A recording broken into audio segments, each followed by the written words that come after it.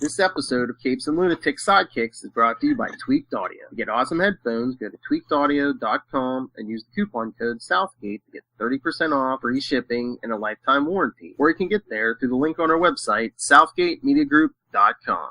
And what about our Newcastle Crew podcast?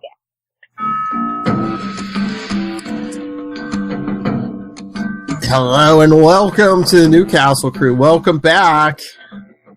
To your home of sophisticated suspense. Write that into your script from now on, Philip. Okay. You're home to this. You can do the intro. But, no, depending on when Legends takes our break, this may be the last episode of the year and the last one for a while. Oh, thank goodness it's a good one then.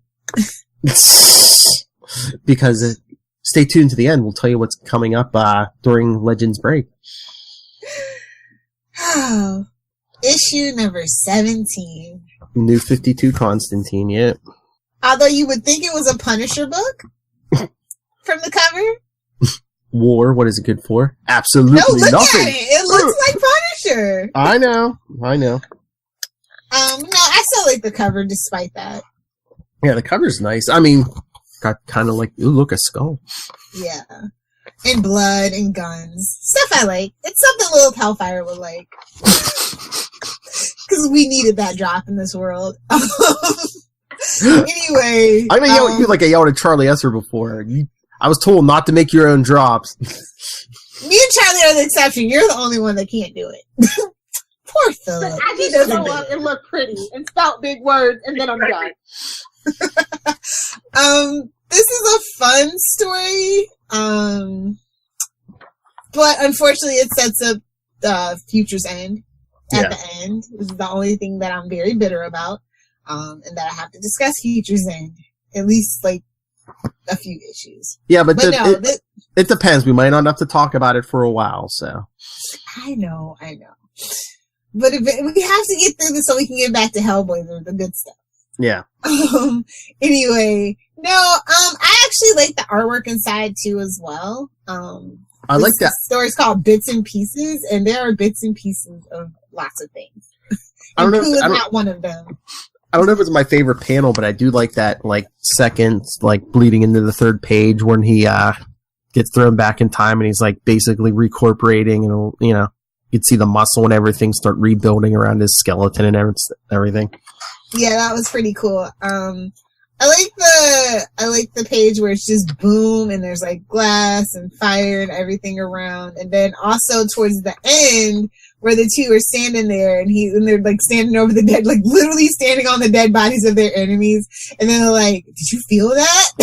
That's really cool. It kind of gave me, Blade Trinity vibes, actually, people give Blade Trinity like crap, but it's still solid in the trilogy.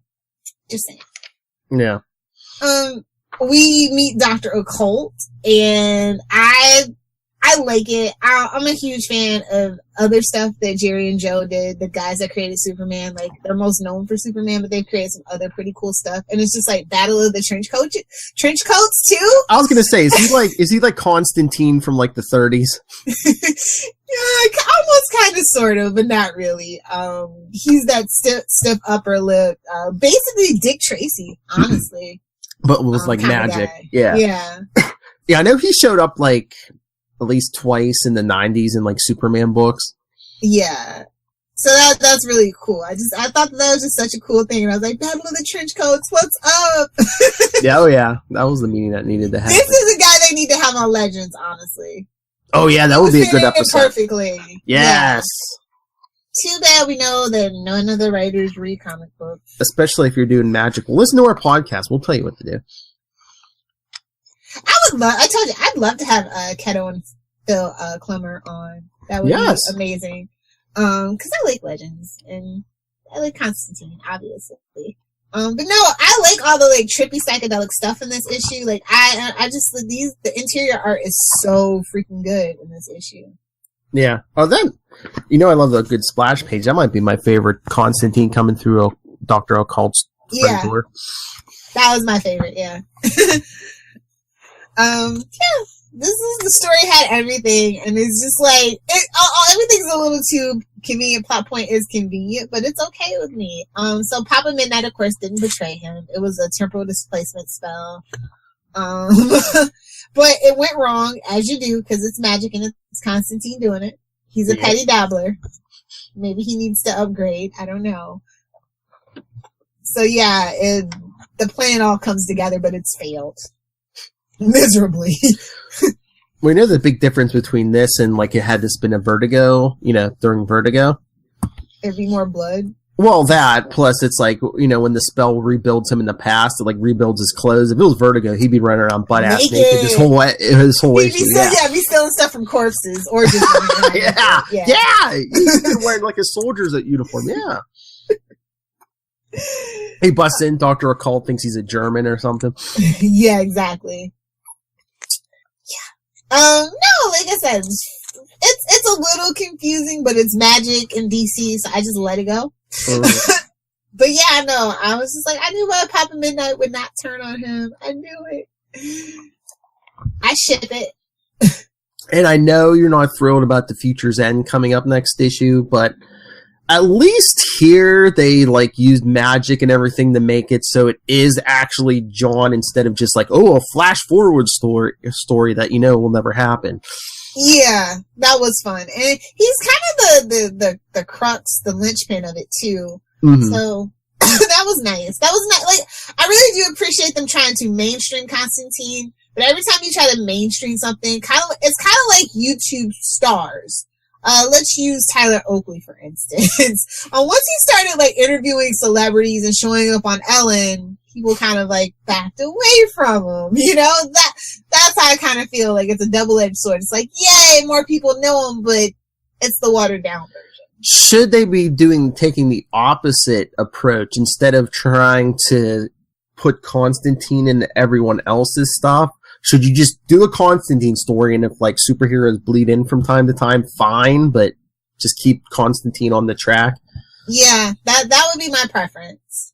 Definitely. Make him the star. Make everyone else, guest appearance by, whatever, but hey, not for nothing, he outsmarted Batman and Superman.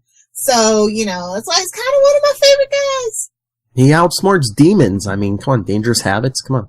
Yeah, exactly. So he deserves a lot more than he gets. And one day I have full faith that they'll get it right, but today is not that day, kids. So just go back and read your Hellblazer. Get your back issues. Anyway, no. I mean, yeah, this is like you said, this is the best setup for the Future End characters that I've seen that I can remember off the top of my head. Yeah. But yeah, this had a lot of action, and like I said, I was just really surprised the first time that I read it to see Doctor Occult. I'm like, yeah! And they kind of throw in something about Anton Arcane, and I'm like, sweet! Swamp Thing reference! And it was just like, I wonder if the Rot will come back to haunt us or not. Oh, but yeah, no, like I said, I like this issue. It's a solid B+. Yeah. I don't understand, I don't understand how Constantine doesn't have his own book right now. I mean, well, he did, but the numbers weren't there because they weren't telling the stories that people cared about. It's like, especially if you want to reintroduce Swamp Thing, let's do the reverse. Introduce Swamp Thing in a Constantine book. There you go. Well, that was my favor. That's going to be my next thing. I mean, is it too Justice League dark? But what about like a team-up book, a monthly team-up book between Constantine and Swamp Thing? Yeah, I think it would be too reminiscent, but I don't think there's anything wrong with that. If we can have 1,000,000 Bat books at a time. I mean, you basically have a Justice League Dark book right now with Wonder Woman in them. Yeah. Just take Swamp Thing and Constantine, give them their own book. You know what? Another a buddy road trip, like the old days. You could promote it. This isn't Justice League Dark. They're no Justice League. Yeah. They're in a league of their own. Oh, wait, that's already taken. I don't think the girls will mind. Maybe Madonna might mind. I don't know. Anyway, no, I just have such high hopes for the future of Constantine, especially with the DCU online thing kind of taking off. Yeah. It's doing a lot better than what they thought it would, and despite, much to Charlie Esser's chagrin, it's doing just fine. People find that it is enough content for them. Especially when it comes to the comic books. Because some of that stuff, I'm just like, oh yeah, I don't have that. Mm-hmm. In the movies, you know, like it's hard to find a copy of Supergirl. It's true. Oh yeah. And maybe that's why they wanted it on their site. Well, they are making a new Supergirl movie. Supposedly, maybe. Instead of Man of Steel 2. Bitter Superman fans, cry your tears. Cry your tears. Teenagers and women, that's what DC's trying to build a new universe around. Kind of sounds like the CW. Oh! Womp womp. Moving on. I mean, they got Wonder Woman, they're trying for Supergirl, then they got that whole Harley Quinn and Birds of Prey thing, now they're talking Zatanna. And Blue Beetle, as we mentioned. Well, I was going to say, there's women. Yeah. Now you got Shazam, now Blue Beetle, there's the teenagers. Yeah. Which I think you do definitely need to stand out and do something different from Marvel, but also at the same time, don't rush. I think just don't be greedy. Mm-hmm. Like, don't rush. If your films are good, if you make it good, they will come. I've said this before, I mean, as much problems as you have with Disney Marvel, they put the time in. Oh yeah, and even when they had stumbling blocks, they just kept going, yeah. And you know, didn't change course right away. You know, they weren't like, oh no, we made a mistake, we're gonna change course. No, they kept. They're like, we got a plan. Keep going. And the problem is, I don't think they have a plan. They had a plan, so this is what we get. So just give it a break. Iron Man 1, I don't think they knew what they had, but after the first Avengers, I think they were kind of like, okay, here's what we've got to do. Yeah. So we'll get it together, and all I know is Matt Ryan better be a part of it in some way, shape, or form. Matt Ryan's got to be there, or we riot. So on that note, nerd. I don't think anybody's gonna fight me about that. Honestly, I know. But I was gonna say, if you're interested in Shazam, stay tuned in February when Lilith and I talk Shazam. Yes, it's counter programming for all that Captain Marvel stuff. Yeah, the other Captain Marvel. So I believe this hits in December. Yeah, so scroll down and on Capes and Lunatics, see me and Will talk about episode 3, Captain Marvel, Genus Fell. Nice. So on that note, real shameless plugs. On that note, how dare you? I'll step all over it if I want to. You know, me and Mr. Will Allred. What about our Quasar podcast, The Quantum Zone? It's supposed to be sparkling tentacles when it's on Newcastle Crew, damn it. You and your hentai. Sparkly quantum tentacles? All right. I will edit you guys anytime you want, just so you know. Oh, there's my drop. Anyway, send us your thoughts on Constantine, on Legends, on DC in general. NewcastleCrew@gmail.com, Facebook.com/Newcastle Crew Podcast, @Newcastle Crew, and @CL Sidekicks on Twitter, Instagram, Newcastle Crew Podcast, and the voicemail 614-382-2737. That's 614-38-CAPES. And Lilith Hellfire. Mistress of the Occult. Where can people get a hold of you? If you nerds want to fight me on Twitter, you can find me @Lilith Hellfire. If you want to kick it with me on the gram, @Lilith Hellfire 86. If you want to talk something happy, positive, upbeat, Smallville and Superman, @SaveMePod, with a dash of swearing thrown in because it's me.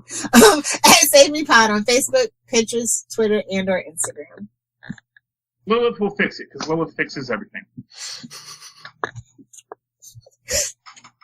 Such a narcissist. Oh, I almost forgot, but yeah, if this might drop last week of December. If so, we might be going on a little hiatus. Party. Well, no, we might be going on a hiatus till Legends comes back, but before the battle, be here to cover Gotham. So, all you DC fans, stay tuned, and you Marvel fans, we're good. No, you go over to Nuff Said. You spend your time with Charlie over on Nuff Said. I had really, really way too high hopes.